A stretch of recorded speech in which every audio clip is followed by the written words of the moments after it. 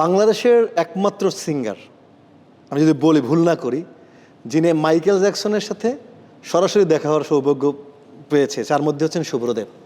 আপনার সেই জার্নিটা এবং সেই যদি সেই স্মরণীয় ঘটনাটা একটু বলতেন, মাইকেল জ্যাকসনের সাথে আপনার দেখা। এটা ওই 1993-তে প্রথম আমি ইউএস ট্যুরে আসি। আচ্ছা, আমার লাইফের প্রথম ট্যুরটা ছিল ইউরোপে 91-এ, 93-তে ইউএসএ ট্যুরে ক্যালিফোর্নিয়া একটা শো ছিল। সেটা আমি জীবনে ভুলতে পারি না। দ্যাট ওয়াজ 19 ফেব্রুয়ারি, আর 18 ফেব্রুয়ারিতে একটা পার্টি ছিল। ওকে। এবং ডিসকো রেকর্ডিংয়ে শাহিন ভাই এই ওয়াক্স মিউজিয়ামে কর্মরত ছিলেন।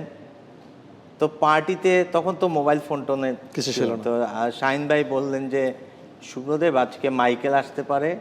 আমি কিন্তু সত্যি কথা আমি বিশ্বাসও করি না, আচ্ছা আসবে একটা ড্রেস ডেমনস্ট্রেশনে, কারণ 93-তে হি ব্রোক দ্য সে এলভিস প্রিসলি রেকর্ড ভেঙেছিল popularity, Guinness Book of World Record. তাকে একটা $1 মিলিয়ন ড্রেস পরানো হবে কয়েক সপ্তাহ পরে, ওইটা দেখতে আসবে ডেমনস্ট্রেশন। আমি দেখি আমি তার ম্যানেজারের সাথে তোমাকে মিট করাইতে পারি কিনা। তা আমার কাছে পুরো ড্রিমের মতো মনে হয়। মাইকেল জ্যাকসন আসবে এটা তো ভাবতেই পারে না, চিন্তাই করা যায় না। আসবে তো সে, এটা শাহিন ভাই যেহেতু এখানে কর্মরত। ঠিক আমার মনে আছে 7:30টার দিকে শাহিন ভাই ওই বাসার ল্যান্ডফোনে ফোন, তখন পার্টি চলতেছে, শুভ্র আমি আসতেছি, কাউরে বলার দরকার নেই, হ্যাঁ জাস্ট হি কেম অ্যান্ড আমি গাড়িতে উঠলাম, ওয়াক্স মিউজিয়ামের ব্যাকডোর দিয়ে আমরা ঢুকলাম, ঢুকে দেখি পিন ড্রপ সাইলেন্ট। তারপর একটু একটু গলার শব্দ শুনছি যে মাইকেল জ্যাকসনের মতন গলা। ওয়াও।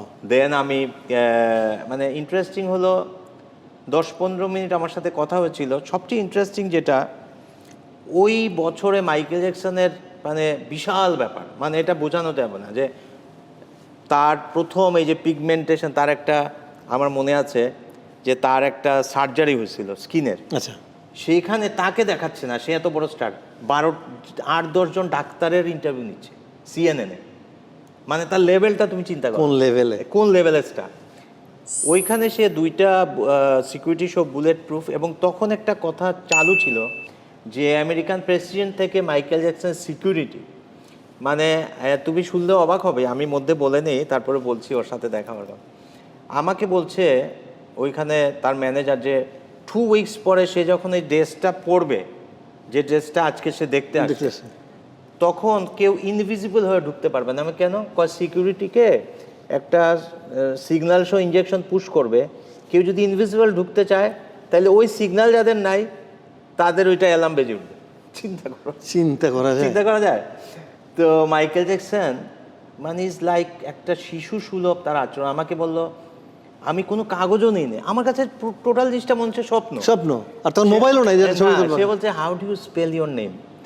সে আমাকে অটোগ্রাফ দিল, বিশ্বাস করা যায়, তার হাতের লেখা এখনো আছে আমার কাছে। এবং সে যে ছবি উঠেছে তুমি যদি দেখো, এটা তো আছে সব জায়গায়, মানে আমি তো স্টিফ হয়ে গেছি, আমার মানে কোনো ভাষা নাই মাইকেল জ্যাকসন আমার সামনে, সেটাই। এবং সে এরকম আমার পুরা এই এই এই গায়ের এই পোর্শনটা পুরা তার হাতের সাথে লাগানো। এবং পরে যখন আমি বের হয়ে আসছি, সাংবাদিক সবাই, মানে মানুষজন, মানে সবাই পাগল হয়ে গেছে। স্বাভাবিক, স্বপ্নের মানুষের সাথে দেখা। এটা একটা বিশাল ব্যাপার। এবং আনফর্চুনেটলি যেদিন উনি মারা যায়, ওই দিনও আমি নিউ ইয়র্কে ছিলাম। মানে এটা তো একটা বড়, আমেরিকায় কিন্তু অনেক বড় ঘটনা তো কেউ টিভির সামনে ভিড় করে না। That was the first incident যে মানুষজনরা, আমি দেখছিলাম, আমি অবাক হয়েছি, আমেরিকার মতো জায়গায় হোয়াটস পিপল আর টিভির সামনে ভিড়। হ্যাঁ, টিভির সামনে ভিড়। এই যে মাইকেল জ্যাকসন, এরকম মানে এরকম আর পৃথিবীতে সম্ভব।